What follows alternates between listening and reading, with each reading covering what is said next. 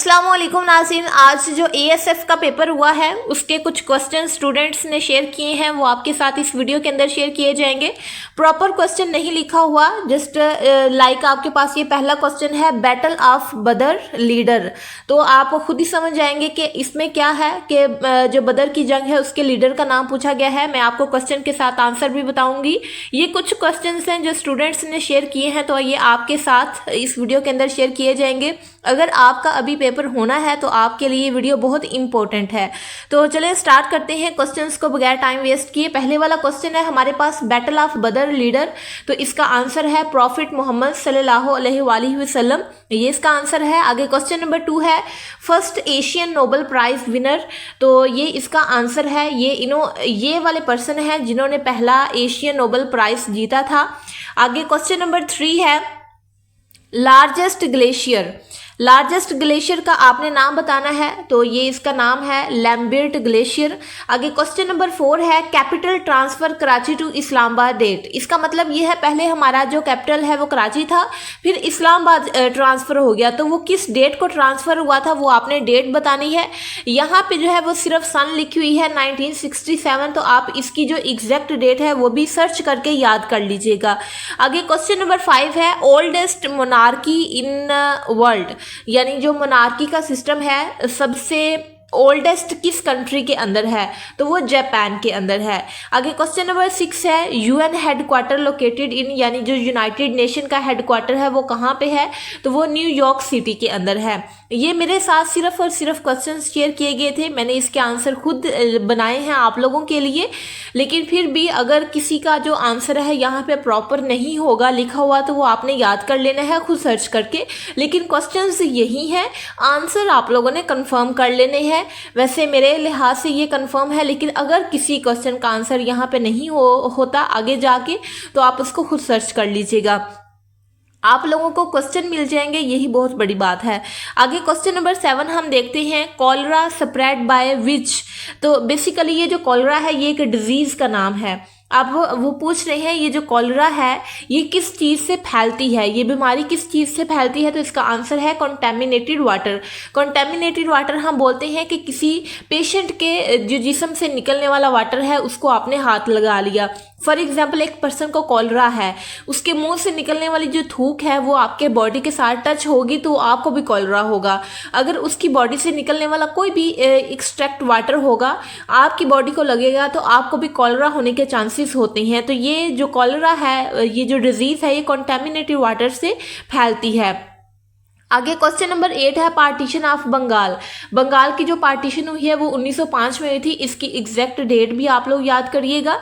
आपको मैं बताती चलूँ कि जो बंगाल है ये पहले पाकिस्तान का हिस्सा था, लेकिन चूंकि ये थोड़े से पाकिस्तान से दूर था तो जिसकी वजह से हुकूमत सही से नहीं चल सकी और बंगाल को अलहदा करना पड़ा या फिर बंगाल अलहदा हो गया, तो वो 1905 में हुआ था, लेकिन इसकी जो एग्जैक्ट डेट है वो भी आप याद कर लीजिएगा, सन ये ठीक लिखी हुई है। आगे जो क्वेश्चन नंबर 9 है वार्षिक डैम सिचुएटेड, जो हमारा वार्षिक डैम है वो अब यहाँ पे ना क्वेश्चन में और इसके आंसर में थोड़ी सी मिस्टेक है। अब वार्षिक डैम के बारे में क्वेश्चन है, अब आपने इसका आंसर ये लिखना है कि वार्षिक डैम कहाँ पे मौजूद है और इसकी डेट क्या थी तमीर होने की, और जब ये तमीर हुआ तो उस टाइम पे कौन सी हुकूमत थी, यानी कौन से लीडर की हुकूमत थी, वो आप लोग याद कर लीजिएगा ताकि इसके बारे में अगर आपके पेपर में भी क्वेश्चन आ जाए तो आपको ये आता हो।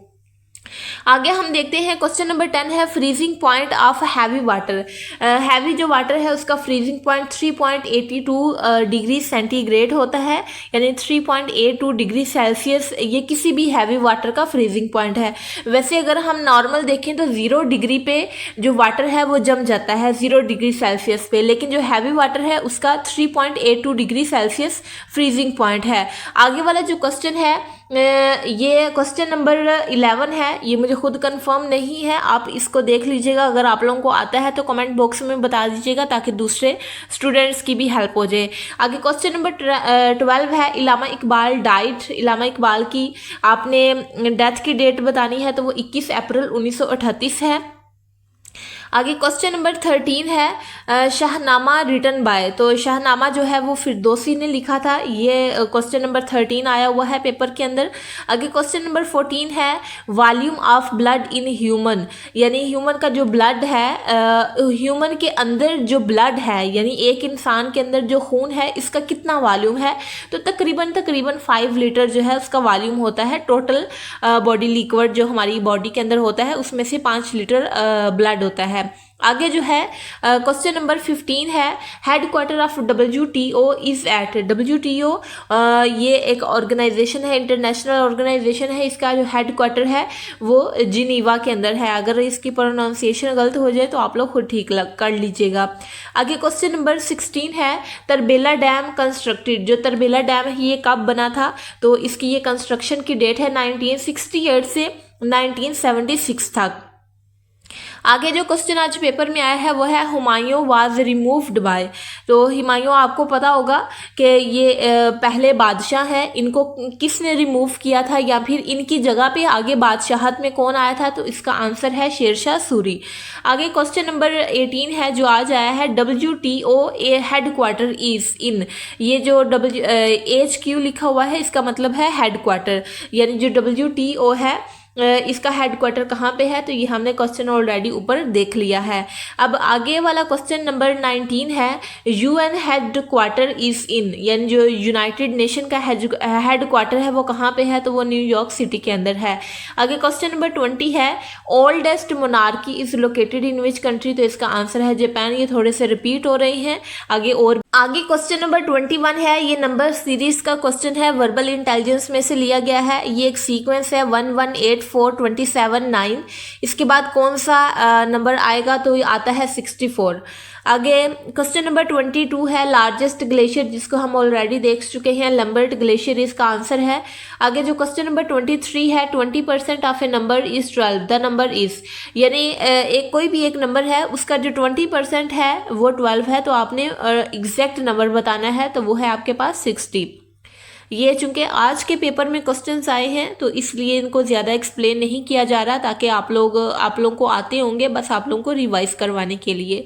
आगे क्वेश्चन नंबर 24 है लेड आस्ट्राई मीन्स। लेड आस्ट्राई इसका मतलब होता है मिसगाइड करना, किसी भी इंसान को या फिर किसी भी चीज़ को मिसगाइड करना, इसका लेड आस्ट्राई इसके लिए हम वर्ड इस्तेमाल करते हैं। आगे क्वेश्चन नंबर 25 है वार्षिक डैम इज लोकेटेड इन। ऊपर ये क्वेश्चन थोड़ा सा गड़बड़ हो गया था, अब यहाँ पे ये प्रॉपर है कि जो वार्षिक डैम है वो खैबर पख्तूनख्वा के अंदर पाया जाता है। आगे है हमारे पास question number 26 Jupiter is 11 times bigger than. ये जो हमारे सितारे हैं उनका साइज़ के बारे में क्वेश्चन है। जो जुपिटर है वो ज़मीन से 11 गुना बड़ा है। अब आप लोगों को, अगर आप लोगों ने इसको याद किया होगा तो आप लोगों को ऑलरेडी आता होगा। आगे क्वेश्चन नंबर 27 है कॉलरा इज सेपरेटेड बाय, जो कि हम ऑलरेडी देख चुके हैं। ये कॉन्टेमिनेटेड वाटर के ज़रिए फैलती है ये बीमारी। आगे क्वेश्चन नंबर हमारे पास है 28 as hard work is to reward so crime is to. ये एनालॉजी का थोड़ा सा क्वेश्चन है कि जिस तरह हार्ड वर्क आप करते हैं तो उसके नतीजे में आपको रिवार्ड मिलता है, और अगर आप क्राइम करते हैं तो उसके नतीजे में आपको क्या मिलती है, पनिशमेंट। इसके बाद क्वेश्चन नंबर 29 है इल्लामा इकबाल की डेथ डेट है 21 अप्रैल 1938। आगे क्वेश्चन नंबर 30 है which mountain is in south of Pakistan. तो पाकिस्तान के साउथ के अंदर किरथार माउंटेन वाक़या हैं, ये आप याद कर लीजिएगा, इम्पोर्टेंट है।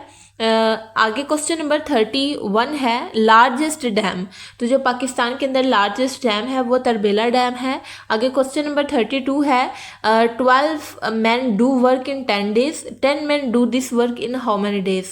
यानी 12 आदमी हैं वो 10 दिन के अंदर काम करते हैं, तो 10 आदमी यही काम कितने दिन में करेंगे, तो वो काम होगा 12 दिन के अंदर। आगे क्वेश्चन नंबर वर्बल इंटेलिजेंस का क्वेश्चन है, इसको आप हल अगर आप अपने हाथ से एक दफ़ा कर लेंगे तो आपके लिए पेपर के अंदर आसानी होगा, रट्टा नहीं लगाना आपने किसी भी क्वेश्चन को। इसके बाद आगे क्वेश्चन नंबर 33 है, how many total bones in young human. तो यंग ह्यूमन, इसको आपने थोड़ा सा देखना है कि जब एक बेबी बोर्न होता है तो उसके अंदर टोटल कितनी हड्डियां होती हैं, और जब वो यंग हो जाता है, मेच्योर हो जाता है, तो उसके अंदर टोटल कितनी होती हैं बोन्स। ये वाला आंसर आपने नहीं करना, आपने इसको खुद सर्च करना है कि न्यू बॉर्न बेबी के अंदर कितनी बोन्स होती हैं, और जो जब न्यू बॉर्न से यंग मेच्योर इंसान बन जाता है तो उसके अंदर कितनी हड्डियां रह जाती हैं। क्योंकि न्यू बॉर्न के अंदर थोड़ी सी ज़्यादा होती हैं, बड़े होके कुछ वो हड्डियां जो हैं आपस में जुड़ जाती हैं और कम रह जाती हैं जब इंसान मैच्योर हो जाता है। तो ये दो चीज़ें आप लोग सर्च करके याद करिएगा, और ये वाला क्वेश्चन, इसका आंसर आप लोगों ने कमेंट बॉक्स के अंदर भी बताना है।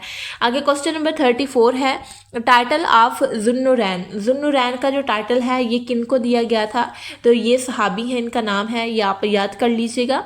आगे क्वेश्चन नंबर 35 है, मैक्सिमम अहादीस नैरेटेड बाय, यानी जो ज़्यादा अहादीस हैं वो किन्होंने नैरेट की हैं, किन्होंने बयान की हैं, तो उनका नाम है अबू हुरैरा।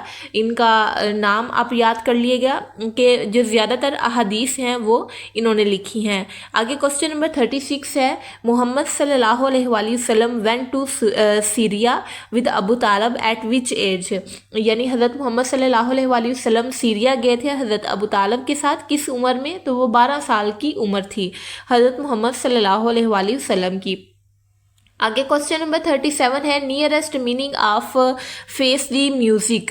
अब ये आपके पास एक फ्रेज़ है, फेस दी म्यूज़िक, इसका मतलब होता है एक्सेप्ट कॉन्सिक्वेंसेस, यानी जो भी कॉन्सिक्वेंसेस आए हैं किसी भी चीज़ को, उनको आप एक्सेप्ट करें। It is the meaning of face the music. आगे क्वेश्चन नंबर 38 है और लास्ट वाला क्वेश्चन है, A and B do work in 15 days, if B does this work in 20 days, how many days is A will take. तो यानी ए और B हैं, ये एक काम करते हैं 15 दिन के अंदर, और कह रहे हैं कि अगर जो बी है वो यही काम करने के 20 दिन लेता है, तो जो ए है वो कितने दिन लेगा, तो जो ए है वो 60 दिनों के अंदर ये काम कंप्लीट करेगा। आई डोंट नो कि ये कैसे सॉल्व हुआ है, लेकिन क्वेश्चन यही पेपर के अंदर रिपीट हुआ है, यही पेपर के अंदर आज आया है, तो इसको हल करके आप लोग जाइएगा अपने पेपर देने के लिए। ये आज के कुछ एक्सपीरियंस क्वेश्चन थे। आई होप सो कि आपके लिए वीडियो इन्फॉर्मेटिव रही होगी। वीडियो अच्छी लगी है तो वीडियो को लाइक और शेयर करें, और अगर आपको लाइक और शेयर करें और चैनल को सब्सक्राइब करना ना भूलिएगा। मिलते हैं नेक्स्ट किसी एजुकेशनल वीडियो में, तब तक के लिए अपना ख्याल रखिएगा। अल्लाह हाफिज़।